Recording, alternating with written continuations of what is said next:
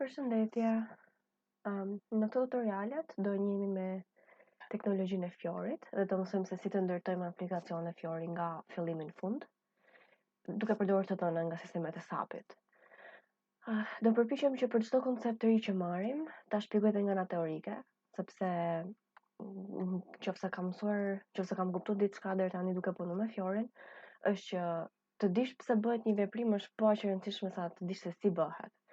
Kështu që shumë herë mund të duket sikur po futemi në detajet pa nevojshme apo sikur po shpjegojmë gjëra abstrakte, ama më vonë kur të duhet të implementosh një business requirement që nuk e ke hasur më përpara, do shikosh se sa hyn në punë teoria dhe bazat.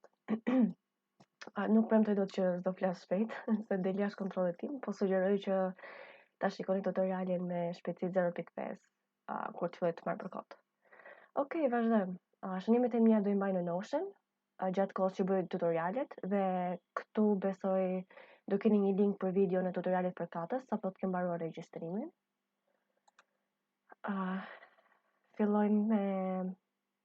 Fillimisht shpjegojmë pak se si lindi Fiori, kush janë komponentët kryesore, kështu, domethënë pjesën më teorike. Fiori është gjithë user interface i ri i gjithë produkteve të SAP-it.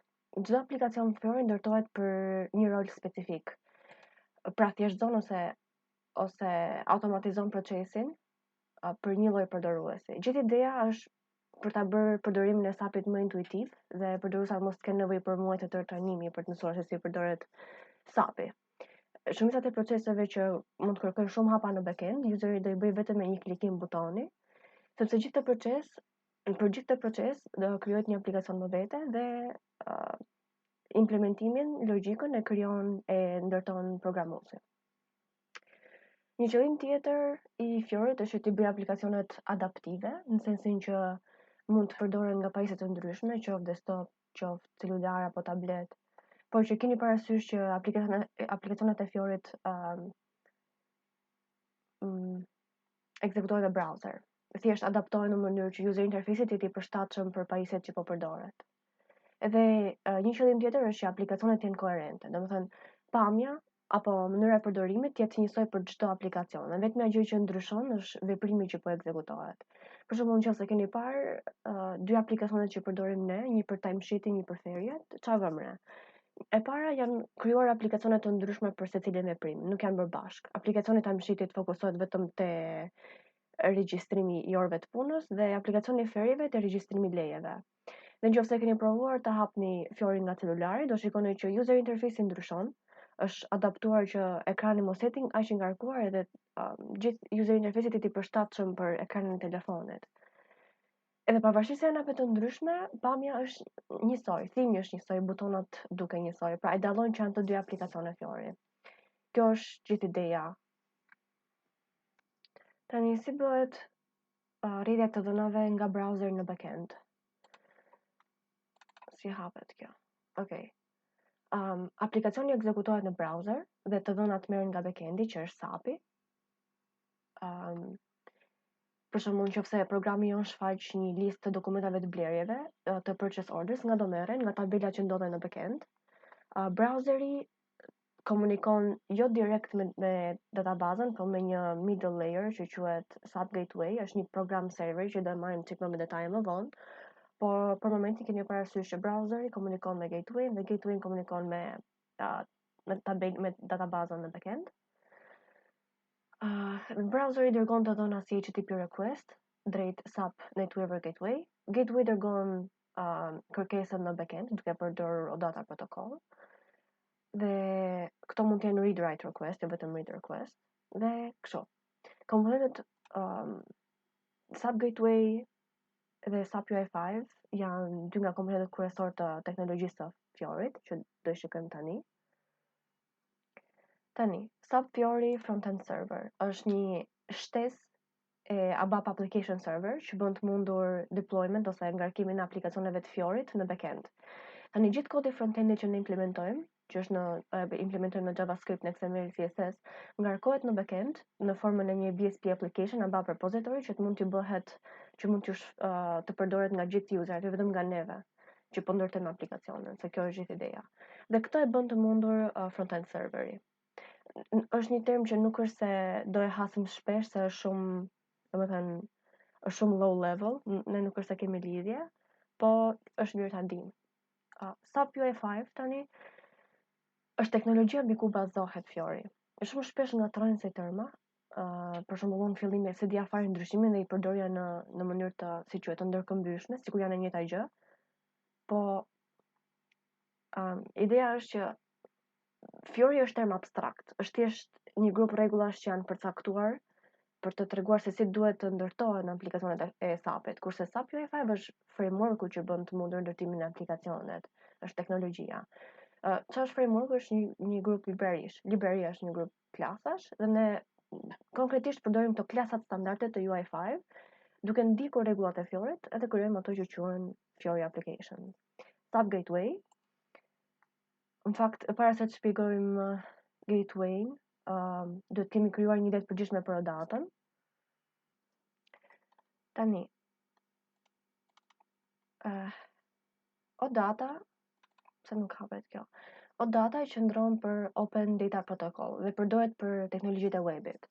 Më duket se ka origjinuar nga Microsofti, por tani përdoret nga shumë platforma të tjera. Dhe specifikisht nga SAP-i përdoret që t'i bëjë të dhënat e SAP-it që ndodhen në backend të aksesueshme për aplikacionet e webit. I tërheq të dhënat nga tapetet e databazës nëpërmjet query statement që janë select, create, modify, delete, edhe ja kalon aplikacionet webit nëpërmjet HTTP-s. Tani, në një mjedis tipik të SAP-it kemi vetëm database layer, application layer dhe presentation layer. Në database layer ruhen të dhënat, në application layer procesohen të dhënat gjatë ekzekutimit të aplikacioneve apo të programeve dhe në presentation layer i shfaqen rezultatet e end userit, pra është graphical interface.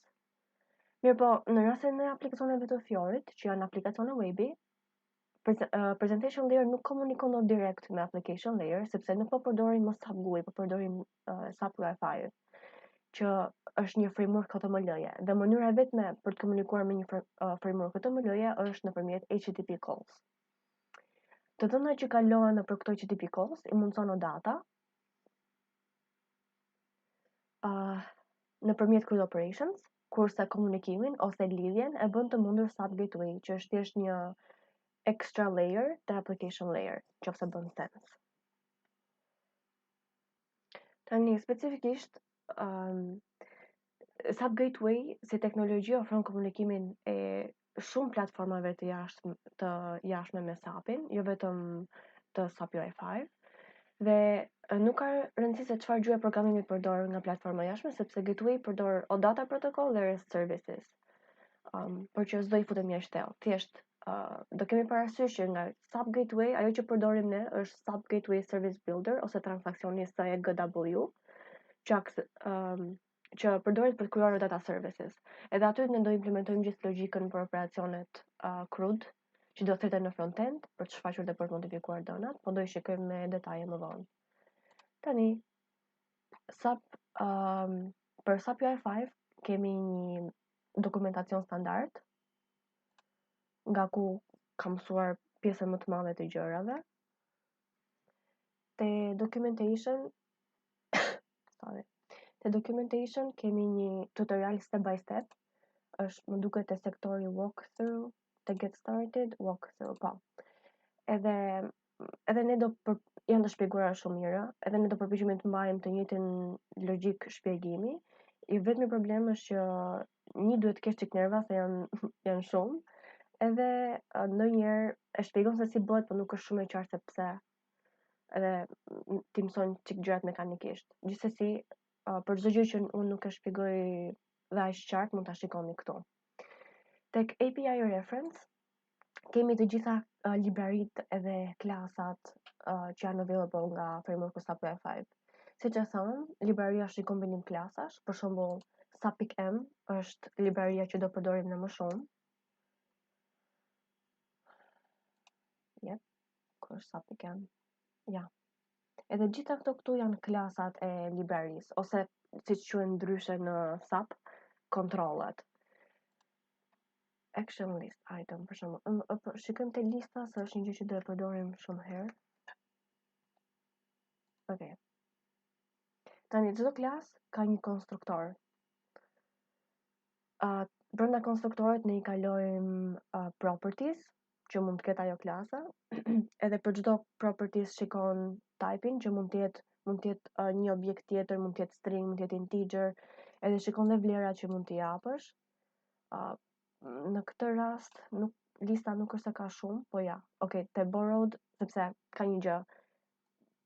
Kjo klasa mund të jetë si fëmijë një klase tjetër, edhe për të parë properties që merr nga prindi, duhet të shikojmë të show borrowed properties. Siç tham, mund të kemi integer, string, boolean. Këtu shikojmë çfarë vlere kanë by default, edhe shikojmë edhe zakonisht do tregohet edhe se çfarë vlerash mund t'i japësh, për shembull small, auto, medium e më radhë. Do shikojmë ca implementime konkrete.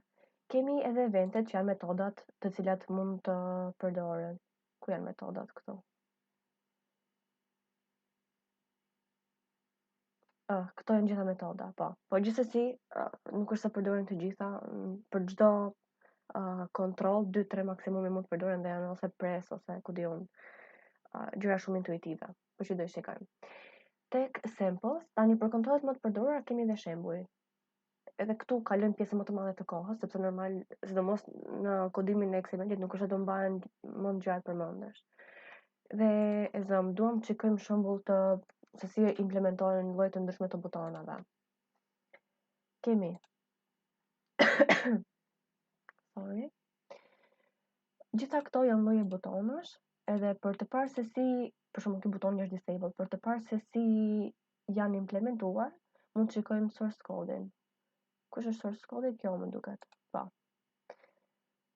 Edhe shikojmë si është ndërtuar user interface dhe se si është ndërtuar logjika në backend. Po për momentin ndoshta këto nuk duken shumë të qarta, po nuk duken shumë të kuptueshme, por që do i shikojmë me radhë. Okej, për momentin kalojmë te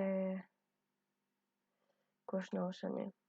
Kalojmë te komponentet e tjerë, siç është Zapier Launchpad. Zapier Launchpad është mjedisje ku bëhen deploy aplikacionet dhe ku bëhen të aksesueshme për userat dhe për përdorim të përgjithshëm. Çdo sistem SAP ka një Launchpad designer ku ti hyn si programues apo ata që quhen Zapier administrators edhe bën konfigurimet e nevojshme që aplikacioni të shfaqet për userat. Dhe ka një Launchpad normal nga ku userat aksesojnë aplikacionet, siç është Fiori ku futemi dhe aksesojmë aplikacionet e timesheetit. Tani, ky Launchpad I timesheetit është I sistemit të produksionit Alteas, sepse çdo sistem SAP ka Launchpadin e vet. Ne për këtë tutorial do përdorim sistemin dev të training të serverit A17 nëse s'gaboj. Tani, SAP Web ID-ja është mjedisi ku implementohet logjika e aplikacionit SAP UI5. Është Integrated Development Environment nëse s'gaboj. Mjedisi zyrtar nga SAP tani është bërë Business Application Studio që ndodhet në SAP Cloud Platform edhe konsiderohet si next generation of Web ID, po që ne do përdorim Visual Studio Code. Ama po ditë njërën di dhe dy të tjera, sepse në thelb të tre përdorin UI5 tooling dhe SAP Fiori Elements. Kështu që do ju tregoj se si të bësh setup një local web ID, sepse normalisht edhe web ID-ja aksesohet nëpërmjet SAP Cloud Platform edhe në projektet tamam të jepet linku gati nga ku mund të aksesosh web ID-n tënde. Po për tu trajnuar para mund të bësh setup një local web ID. Edhe do ju tregoj se si të bëjmë atë, por ne në të vërtet do punojmë me VS Code. Edhe aty do shpjegojmë dhe SAP Fiori Elements. Okej, mos gaboj për të bërë setup install SAP Web ID Personal Edition. Fillimisht duhet kemi versionin e Javës 7 ose 8, edhe me shumë mundësi laptopat tanë nuk e kanë, kështu që duhet instaluar, edhe për ta gjetur duhet jetë Java Archive sepse është versioni I vjetër. Edhe duhet instaluar kjo. Më duket se këtë kam. Ta shikoj. Edhe për të parë çfarë versioni ke, mund të bësh run commandën Java version. Okej, kam 8-ën. duhet instaluar kjo dhe duhet parë që Java është si komand tek CMD-ja, tek command prompti. Dhe pastaj do shkosh te SAP Development Tools, që është ky linku këtu. Te tabi SAP UI5, Personal Edition, Trial Use, edhe do shkarkosh Windows 64-bit. Do të shkarkohet një file zip. Këtë file zip do i bësh extract files, edhe do e ruash në një folder, do i fusesh të gjitha ato duket brenda ke një folder Eclipse. Këtë folderin Eclipse do e ruash në një folder të ri SAP Web IDE, edhe do e çosh te local disku brenda këtu. Pastaj, sa herë që të duhet të përdorësh SAP Web IDE në local disk, duhet të ekzekutosh këtë file në Orion edhe ta lësh të hapur, përndryshe nuk e ekzekuton dot. Edhe ndonjëherë kur shikon që ai linku që do tregojmë pastaj thotë që could not be reached, me shumë mundësi ke harruar të hapësh këtë file ose e ke mbyll padashi. Kjo duhet të jetë gjithkohës e hapur. Sepse lidhet me serverin Orion diçka e tillë, se kam iden. Tani, për të aksesuar local web ID-n është localhost 80, tani se mbaj mend, kjo më duket. Localhost 8080/webid/index.html. Do bësh create një account, edhe thjesht do vendosësh një username dhe një password që duhet i mbash mend, sepse me ato do logohesh gjithmonë edhe do kesh të ruajtura brenda. Unë se mbaj mend fare çfarë kam bërë time. Të shpresojmë që është kjo. Okej. Edhe do hapet nëse hapet ndonjëherë, po, në rregull. Këtu pastaj krijon një projekt të ri, new project from template, po këtë për mendimin tim, nga që user interface është njësoj, më mirë shikojmë nga VS Code për të parë se si bëhet tamam, sepse këtu është akoma më e thjeshtë edhe më mirë mësojmë nga VS Code. Tani edhe te VS Code kemi nevojë për ca konfigurime para. Unë kam ndjekur këtë tutorialin këtu.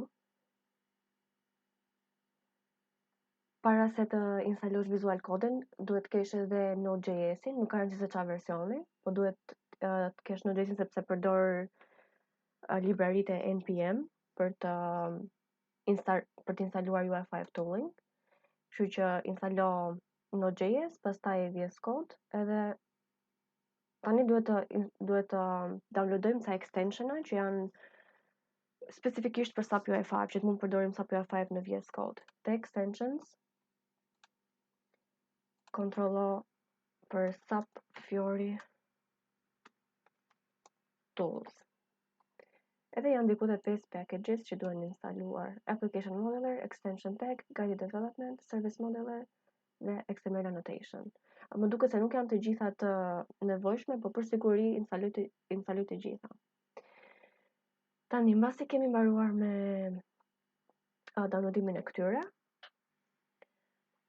do përpiqemi të krijojmë aplikacionin tonë të parë për të parë nëse çdo gjë është rregull. Zakonisht ne përdorim një folder për të ruajtur gjithë aplikacionet UI5.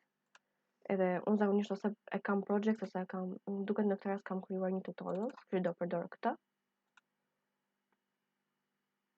Edhe brenda këtij, tani me Ctrl Shift P do hapim command promptin, edhe do shikosh, ndoshta për herë të parë nuk e shikon këtë Open Application Generator sepse nuk ke një generator të instaluar. Po ta bësh search do dali, edhe pastaj mund të downloadojmë një generator. Ky Open Application Generator hap një template wizard që të ndihmon ty të krijosh aplikacione nga template duke përdorur SAP Fiori Elements. Në herën e parë nuk do kesh këtë sepse nuk e ke të instaluar SAP Fiori Elements, po do kesh këtë linkun Explore and Install Generators. Do shkosh këtu dhe do kërkosh SAP Fiori Generator.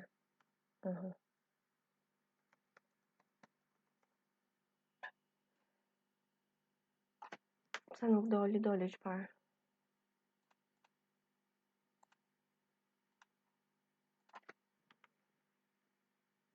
Kjo është @sap/generator with Fiori. Kam përshtypjen që kjo nuk ndryshon se është paket, kështu që emri mund ta updatohet, po emri nuk ndryshon.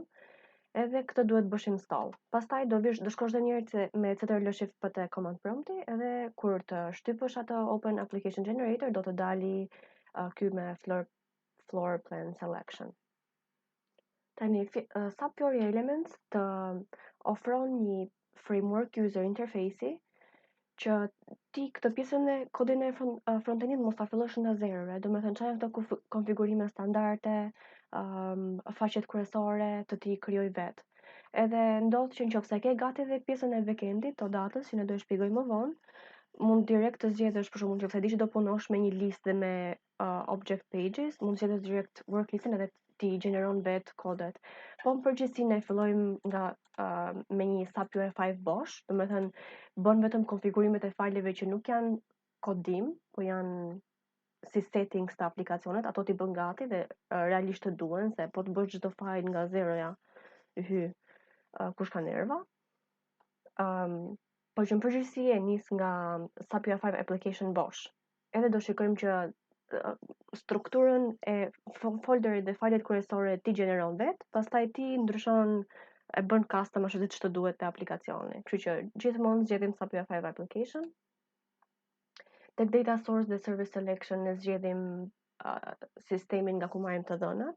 Për momentin normalisht do e bëjmë connect në data service, për momentin do e bëjmë none, thjesht për të nuk do i futemi me detaje sot, po do shpjegojmë thjesht ato logjikat kryesore, konceptet kryesore.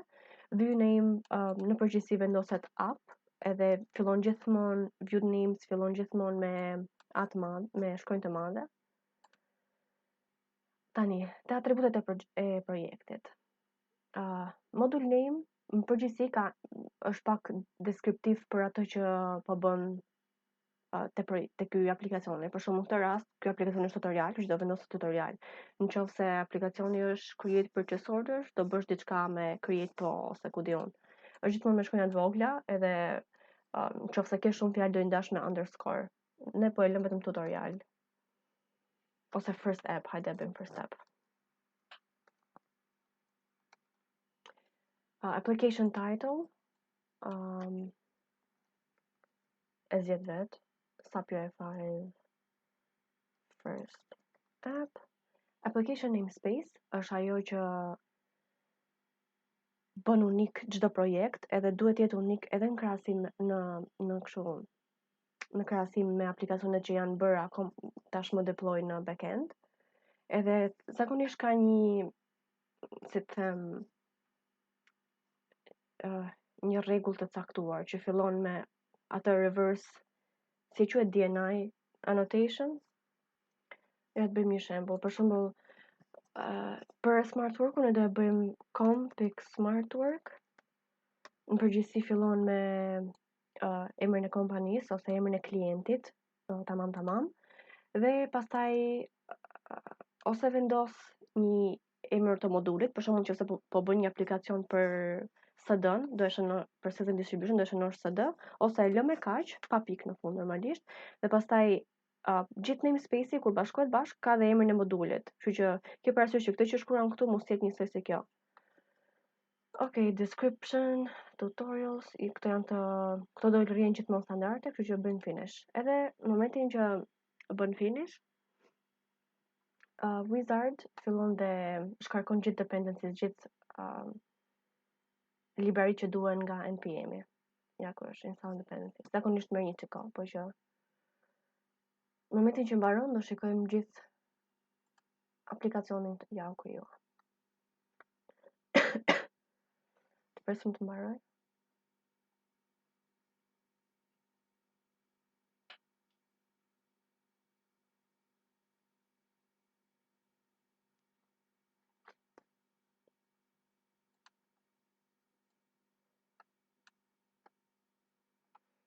Në momentin që del ky folder i node modules, do të thënë që aplikacioni mund të bëhet run, pra mund të shikohet user interface-i.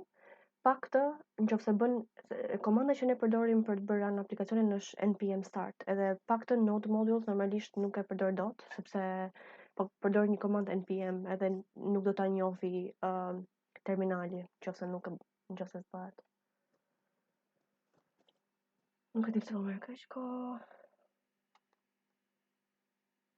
Në shumë mundësi po krijon këto.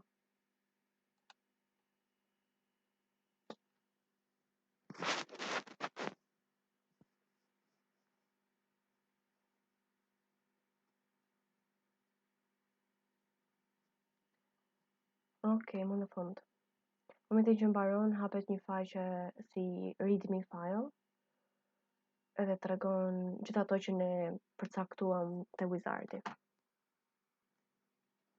Tani, do shpjegojmë pak strukturën e aplikacionit. Te folderat kryesor, duke filluar nga root folder, që është ky first api dhe krijohet nga module name-i që i dham aplikacionit te wizardi. Brenda root folder mbahen këto file, përveç këtij folderit, mbahen këto fajlet që nuk kanë lidhje me pjesën e kodimit të aplikacionit. Janë më shumë konfigurime të përgjithshme për një web application, siç është package.json, që ka lidhje me Node.js-in, edhe këtu bëhen konfigurime se si ekzekutohet aplikacioni manualisht, siç thash me npm start. Te git ignore, për shembull, fut gjithë folderat që do të injorohen kur bën push në git. Edhe kjo përdoret vetëm në rastet kur nuk bën deploy në backend, por bën deploy në git. Nëse është pak më specifike.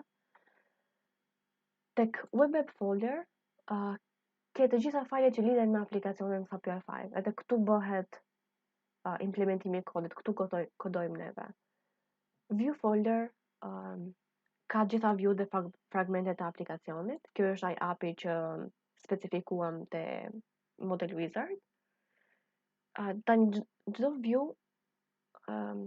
është një faqe që shfaqet në browser. Formati standard për view-t në SAPUI5 është XML-i. Ekziston edhe JavaScript views, HTML views me radhë, por që nuk janë të rekomanduara. XML-i është shumë më deklarative si sintaks dhe është e prerë. Këtu vendosim gjithë elementet që shfaqen në view, siç janë ato kontrollet, ato klasat që pam te dokumentacioni SAPUI5 dhe logjikën e vendos në controller. Pra, e thekson shumë mirë arkitekturën model view controller, nuk të lë të bësh logjik JavaScript këtu brenda, siç mund të lër HTML-ja. Edhe prandaj preferohet më shumë. Folderi controller, çdo view ka një controller file që mban atë logjikën siç thash. Controller është ai që e bën faqen dinamike. Gjitha eventet që ekzekutohen në momentin që ti shtyp një buton apo selekton një rresht apo mbush një formë të dhëna, gjithë logjikën që do të ekzekutohet në këto evente, ti e implementon në controller. Te folderi model, këtu mbahet gjithë logjika që ka të bëjë me modelet globale të aplikacionit.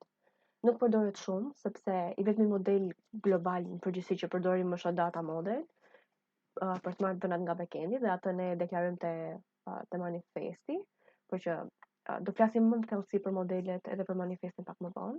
Thjesht përdoret për të deklaruar modelet globale, siç është device-i. Edhe në përgjithësi nuk është se e lëvizim si file fare. Tjetër, çfarë është kjo? Testi. Te test folder bëhen fajlet në lidhje me testet automatizuar, siç janë unit dhe integrated test, por që ne sërish i përdorim. Nuk është të testojmë më duket ka ca klasa standarde për të bërë këto testet, por nuk bëhet ndonjëherë, nuk i implementojmë ndonjëherë. IATN, I18 është file është folder shumë i rëndësishëm, mban gjitha tekstet dinamike që përdoren në preview. Tani, pse? Po thuaj se gjithmonë do të kërkohet që aplikacionet të jetë available në gjuhë të ndryshme, kështu që tekstet që shfaqim në app nuk mund të jenë statike, se i bie që edhe kur useri të logohet në italisht, i dalin tekstet në anglisht ose ashtu siç i kemi shkruajtur neve. Kështu që aty ku duam të shfaqim një tekst ose një label, përdorim një variabël në vend të një teksti statik dhe pastaj brenda I18 në I18 properties vendosim variablin që kemi deklaruar atje dhe tekstin që duam të zëvendësohet te kjo variabla, që duam të shfaqet. Edhe pastaj për çdo gjuhë që ti do të kesh të konfiguruar aplikacionin, do krijosh nga një file të ndryshëm. Variabli do jetë njësoj, përkthime do jenë te pjesa e teksteve, por që do i shikojmë prapë më vonë. Tani thjesht duam të kryejmë një ide. Te local është dhe një local service. Po i gjeta ndonjëherë. Apo jo. Ndoshta krijohet te web ID-ja. Okej, te web ID-ja zakonisht krijohet dhe një local service folder që mban kopje të falit metadata. Jo, nuk është krijuar se nuk e kemi lidhur me odatën prandaj. Kur ta lidhim me odatën, do na krijohet dhe një file local service. Edhe detajet më vonë, për momentin e lëm. Tani index.html-ja këtu është fajli i parë që ekzekutohet kur i bëjmë run aplikacionet. Edhe në përgjithësi nuk është se do ndryshojmë gjë, por këtu brenda ka një koncept shumë të rëndësishëm që është bootstrapping. Edhe bootstrapping nuk është gjë tjetër veç se lidhja e aplikacionit tonë me frameworkun e SAP UI5, pra është inicializimi i frameworkut. Klasat që përdorim nga ky framework duhen ngarkuar, sepse pa këtë ky do ishte thjesht një web application normal, nuk do quhet SAP UI5 application. Ama ka një gjë të mirë që kjo bëhet automatikisht në rastet kur ne krijojmë aplikacionin nga një template, nga SAP UI Elements, e bëm. Te ky skripti që bëhet load, idea SAP UI Bootstrap i tregon që këtë falin JavaScript që ti po ngarkon, me këtë do bëhet inicializimi i frameworkut. Edhe në këtë rast source tagu që e referon aplikacionet te klasa bazë e frameworkut po përdor path relativ, ama fali që po bëhet load është sapui5.onDemand.com/resources sapuicore.js. Edhe përdoret, nëse mbaj mend mirë, përdoret një version kompresuar për të përmirësuar performancën. Pastaj, një tag tjetër është SAP UI theme.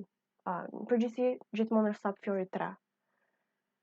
Ndonjëherë mund përdorësh dhe SAP Belize, SAP_Belize, që është me një dizajn më dark.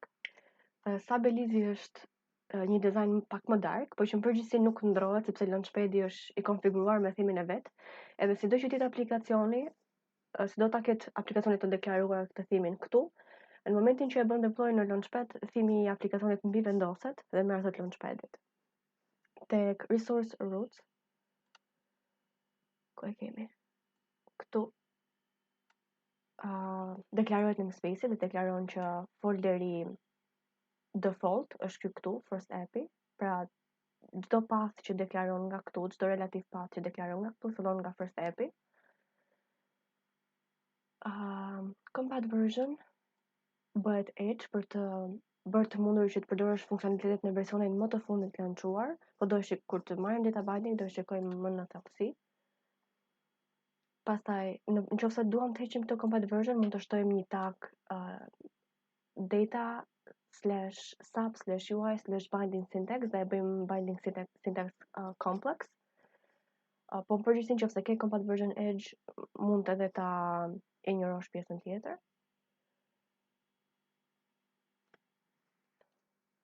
Dhe në përgjithësi këto janë tagët kryesore për SAP UI Bootstrap që keni parasysh që duhet ndryshojnë asnjëherë. Kjo nuk duhet fshihet asnjëherë, për ndryshe nuk përdorim dot asnjë klas, asnjë kontroll të SAP UI5. Dhe po ta shikojmë brenda badit të indeksit, e vetmja gjë që bëhet është inicializimi i komponentit, që do shikojmë pak më vonë, po kjo tregon që këtu nuk bëhet asnjë lloj kodimi, asnjë lloj logjike për aplikacionin, sepse përdorim arkitekturën MVC. Tani, për të shpjeguar, për të parë të implementime më tamam të kontrolleve, mund të shikojmë këto të samples. Kontrollet përdoren për të përcaktuar pamjen edhe për sjelljen e pjesëve të ekranit, për shembull teksti, butoni ose ky toolbari, tabela, lista, figurat, gjitha këto janë UI5 controls. Edhe në vend që të përdorim native JavaScript për të shfaqur elementet që na duhen në faqe që ta kodojmë manualisht, mund të përdorim kontrollet që janë gatshme nga libraritë e UI5. View-ja përfaqëson pjesën grafike të aplikacionit, edhe çdo faqe e webit që shfaqet në aplikacion është një view. Root node është MVC view, Dhe për të përdorur një librari të SAP UI5, duhet ta deklarosh brenda tagut kryesor të views si namespace. Tani, si default namespace i referohemi në këtë rast SAP-ICAM, sepse është libraria që përdoret më shumë. Dhe mban shumicën e kontrolleve që po përdorim ne. Për shembull, gjitha këto që fillojnë pa një alias para, page, toolbar, button, title, toolbar spacer, çdo gjë, custom header, hbox, vbox, gjitha këto janë brenda SAP-ICAM dhe prandaj deklarohet si librari default. Kurse libraritë e tjera duhet deklarohen me një alias. Për shembull, një librari tjetër që përdoret goxha është SAP-ICAM. Mirëpo nga që si default ke deklaruar SAP-ICAM, për të shtuar atë tjetrën, nuk e di nëse mund të shtoj këtu kod. Jo, për të shtuar atë tjetrën duhet të shtosh XML namespace, 2 pika, f, një alias që vendos ti, po zakonisht është diçka që referohet librarisë, dhe pastaj deklaron librarinë SAP-ICAM ose një SAP.UI.layout, që është një tjetër që përdoret shumë. Po do i shikojmë me shembull konkret. Tani çdo tag XML është i lidhur me një kontroll nga libraritë që janë deklaruar, edhe çdo atribut i tagut lidhet me një property të kontrollit. Pra po të shkojmë tek klasa te kontrolli i butonit. Më mirë shfaqem një tekst tamam te aplikacioni jot edhe ti bëjmë run që ti shikojmë gjërat pak më konkretisht. Struktura standarde në çdo aplikacion fillon me një shell app dhe pastaj me page-et brenda, me faqet brenda. Kështu që për momentin komentojmë këtë edhe bëjmë shell.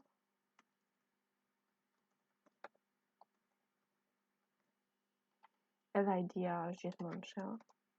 Çdo kontroll që përdor është mirë t'i japësh një ID sepse duhet ta aksesosh te kontrolleri më vonë, edhe do aksesosh vetëm nëpërmjet ID-s normalisht. Brenda shellit një app.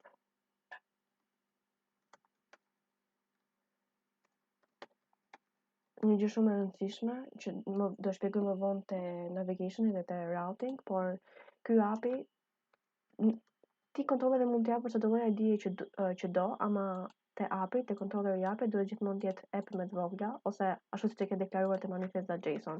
Në përgjithësi deklarohet si app. Dhe brenda apit shfaqet një page. Okej, marrim këtë që kishim.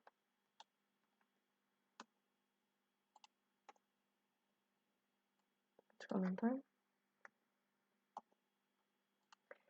Ky formatimi automatik bëhet nga një extension që kam downloaduar që quhet Prettier, edhe është edhe për XML-in edhe për JavaScript-in nëse s'gaboj.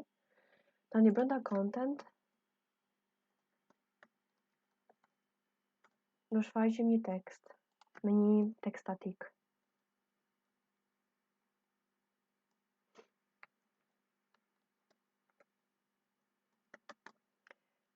Edhe këto librari që po përdor, këto kontrolle që po përdoren janë të gjitha nga libraria SAP-ICAM që është deklaruar këtu.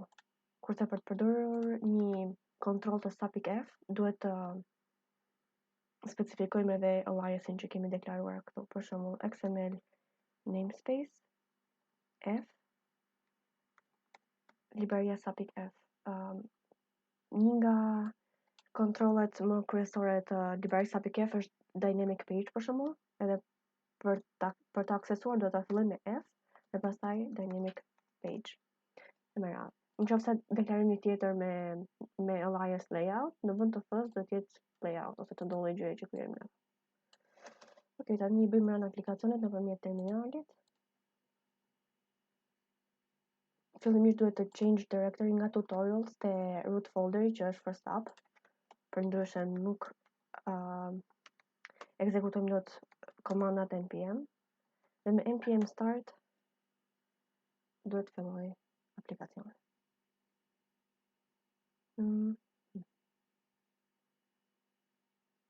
Duhet jetë hap. Kemi hap atë web ID-n.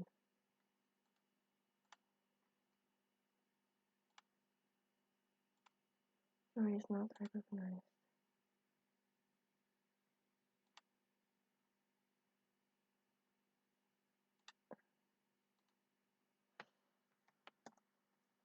që doli? E hapim të njerë jënë për mjetë tutorials, po direkt të Fiori.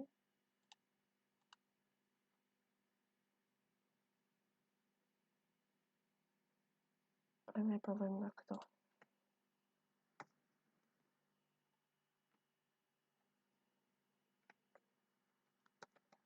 Bëjmë npm install që të instalojmë librerit, shikojmë qoftë problemi është këtu. Okej. Atëherë ndoshta para se të bënim npm run, duhet npm start, duhet kishim bërë një npm install. Edhe kam përshtypjen që do dalin folderat e ri të moduleve të Node. Okej, në rregull.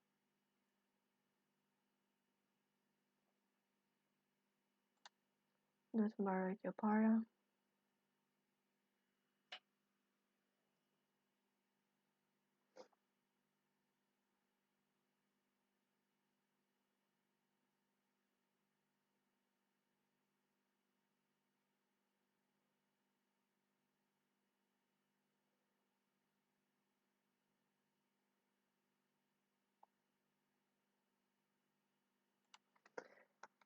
npm start. Çka ka kjo? Mos e ka problemin nga sandboxi. Normalisht duhet hapet një launchpad sandbox. Po ndonjëherë të nxjerr probleme, kështu që do heqim këtë edhe do hapim direkt faqen index.html. Drejt. Okay. Index.html. E provojmë tani.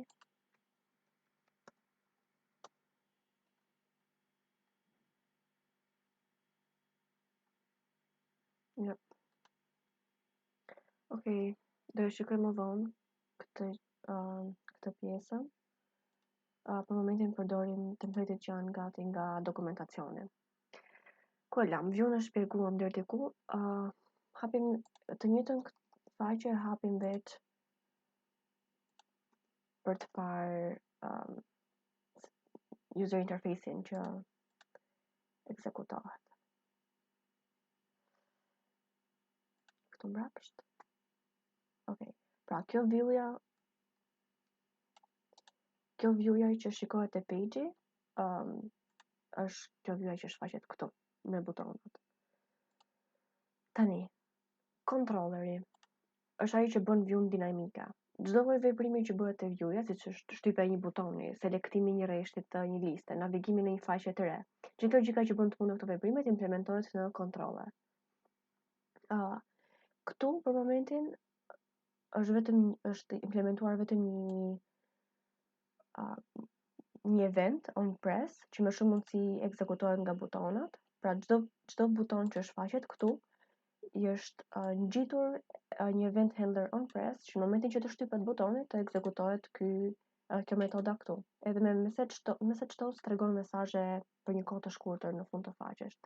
Po ta shtypim, nxjerr këtë message toast me button 5 press që tregon me sa duket merr ID-n e butonit që është shtypur dhe me mesazhin press. Controlleri nuk është i nevojshëm nëse faqja shfaq vetëm informacion statik, kështu që nuk është një komponent i detyrueshëm i çdo view-je, nuk ka nevojë për controller dhe nuk e deklaron në këtë rast. Nëse e ke deklaruar, në fillim ngarkohet view-ja, pastaj inicializohet controlleri me një metodë onInit, me një konstruktor onInit që në fakt mund ta shikojmë këtu. Te controlleri jon. Dhe është kjo këtu. Në përgjithësi te onIniti futen inicializimet e views e të tjera që do i shikojmë me shembull konkret. Ky statement use strict i tregon browserit që controlleri duhet të ekzekutohet në strict mode. Për shembull, nuk përdor dot variablat pa deklaruara në file, sepse brenda JavaScript mund të përdorësh nëse ke deklaruar një variabël tek index.html-ja, ti mund ta aksesosh te një controller, ama nuk duhet, sepse nuk është best practices të SAP-it. Dhe modulet, që është një term që ngatohet me modelet, po modulet janë siç janë kontrollet tek view-ja, pra siç është page ose një tekst ose një buton te view-ja, në controller quhen module sepse duhet ti deklarosh si dependency brenda një reje te SAP UI define. Pra duhet ngarkohen për t'i përdorur, edhe prandaj quhen module. Në përgjithësi këto janë konceptet më kryesore të një strukture të aplikacionit UI5. Më duket kam përfshirë edhe ca udhëzime kodimi. Është shumë mundësi janë diku këtu.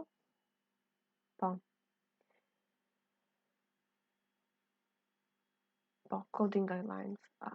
Ato më kryesoret janë që një mos përdorësh variabla globale, siç ajo që sa më shpjeguam, pra një variabël që është deklaruar në te index.html-ja, mos ta përdorësh në kontrollerat e tjera.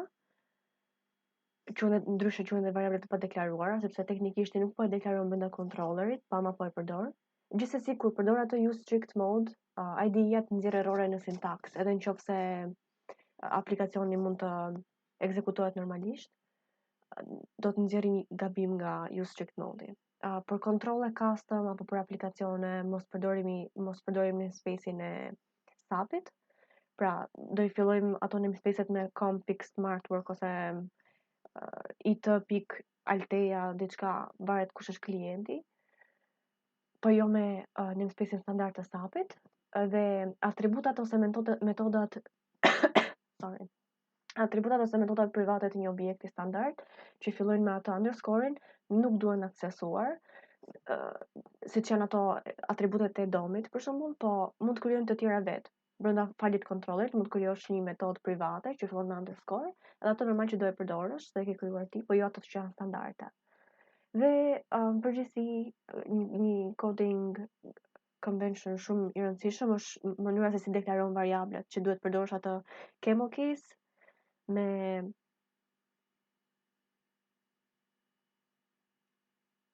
domethënë në variabla që deklaron, shkronja e parë I referohet tipit të variablës, që mund të jetë string apo integer apo array, sido që të jetë, dhe kjo ndodh sepse vetë në JavaScript nuk është se deklaron tipin e variablës, variabla mund të marrë çdo lloj tipi, për shembull fillim e deklaron si string, pastaj mund t'i aksesosh, mund t'i asenjosh një integer, dhe kjo bëhet vetëm që kodi të jetë sa më I lexueshëm. Vetë përdorosh camel case-in që është çdo shkronjë të fillojë me të madhe dhe të jenë sa më deskriptive, jo të jenë përshkryme të vogla, për shembull thjesht A, B, duhet të jenë deskriptive në lidhje me atë variablin që po përdor, me atë objektin që po ja asenjon. Okej, përgjithësi kjo, do rikthehem kur të shikoj se çfarë problemi ka npm starti, edhe si koncepte kryesore këto janë. Herës tjetër do vazhdoj me SAP UI5 Foundation, se do fillojmë tamam me implementimin e këtyre controllerave dhe klasave të UI5.